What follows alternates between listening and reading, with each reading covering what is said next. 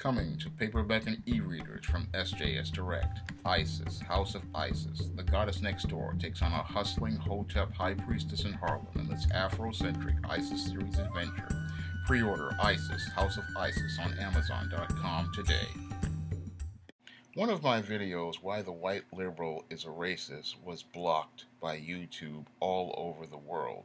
And because YouTube has blocked this video all over the world, I have decided to delete that video off the YouTube platform, and I have decided to place it on other platforms like Vimeo and BitChute. And YouTube said that they blocked this video because of quote-unquote legal reasons.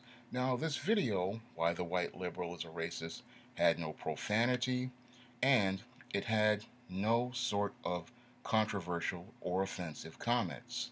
What was presented in Why the White Liberal was a Racist was an observation of the behaviors of liberals and how their behaviors could be seen as paternalistic and how their behaviors towards people of color were racist behaviors. Now, these were my opinions. However, YouTube decided they wanted to take this video down for quote-unquote legal reasons. And I look at that terminology and it doesn't make any sense to me. Now, I appealed this and they still decided to stick with this even though there was nothing offensive in that video. And you can judge it for yourself by clicking the links to BitChute and Vimeo, because that video, as I see it, just told the truth regarding liberals as I saw them and as I have experienced them here in one of the capitals of liberalism, New York City.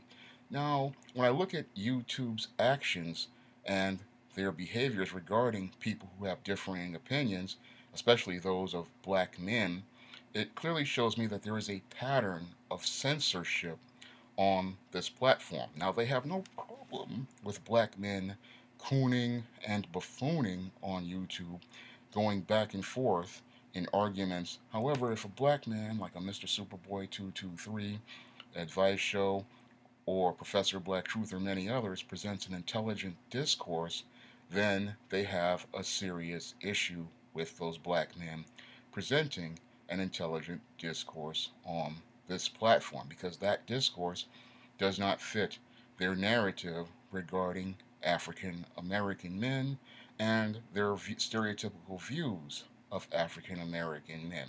So they come up with quote unquote legal reasons to try to remove black men off the platform so that they can have their smooth world where they don't have to deal with any sort of person who presents a different opinion and different viewpoint than what they would expect. And when I look at the YouTube platform, they don't see the direction that they're going in by trying to alienate large demographics of people by doing things like removing videos off the platform that they disagree with, or present political and personal viewpoints that they disagree with. Because if you can't really call yourself a platform that says broadcast yourself if that people cannot actually go out here and broadcast themselves. And the whole thing is everyone has different viewpoints and different opinions.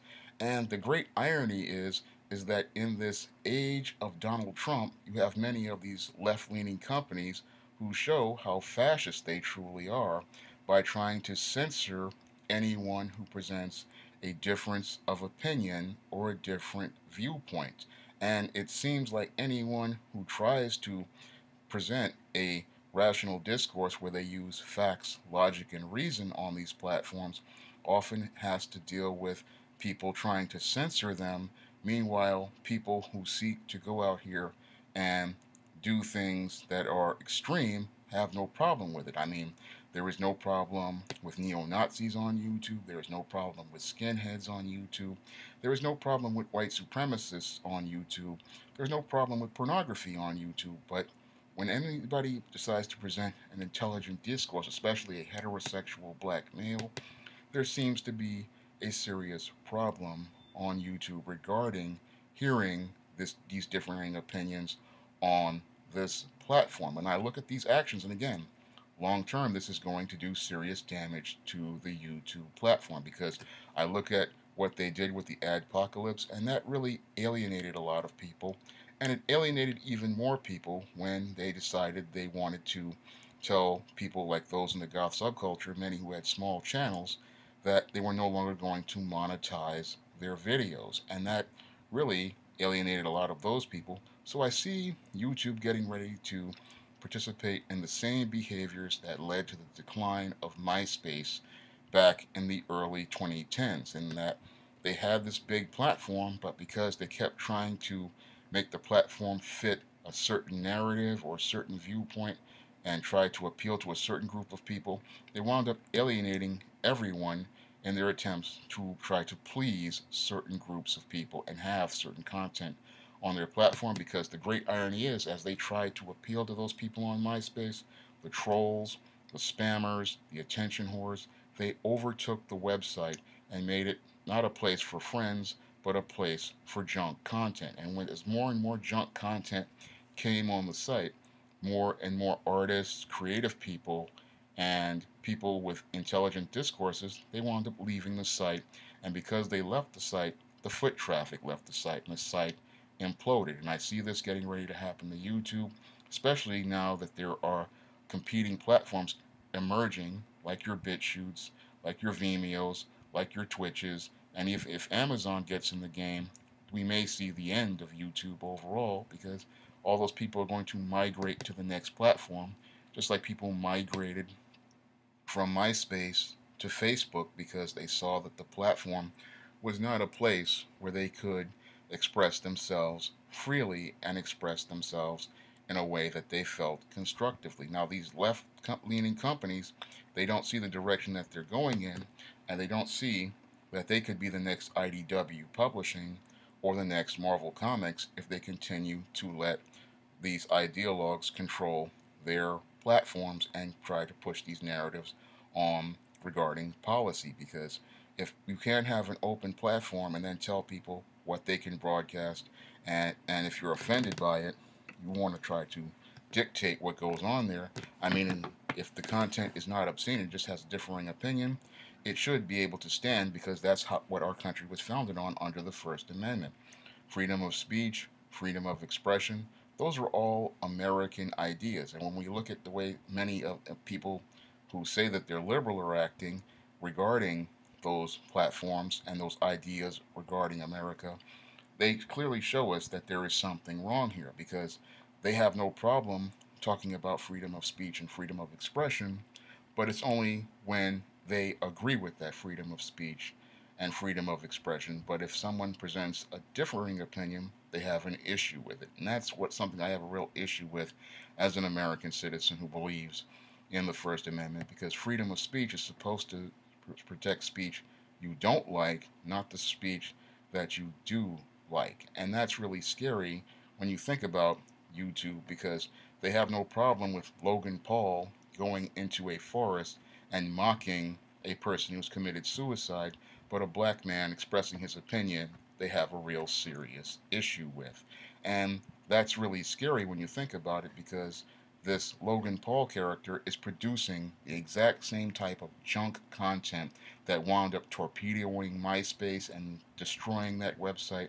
Meanwhile, the discourses by black men, that's driving traffic to the website and making it an interesting place to be. And this is something that the executives at YouTube just don't seem to understand regarding what's going on. If you keep monetizing the Logan Pauls and other types of attention whores and keep supporting the trolls, YouTube won't be a place where anyone will broadcast themselves, because people are going to look at the website and see it as a place that is filled with junk content and content with no real substance. Now, all the people they're trying to push off the platform, the artists, the writers, the craftspeople, the mechanics, the engineers, the people who want to use the platform to teach others and enrich others, they're being pushed off the platform, all because these people want to push a narrative where they want to turn YouTube into an entertainment platform.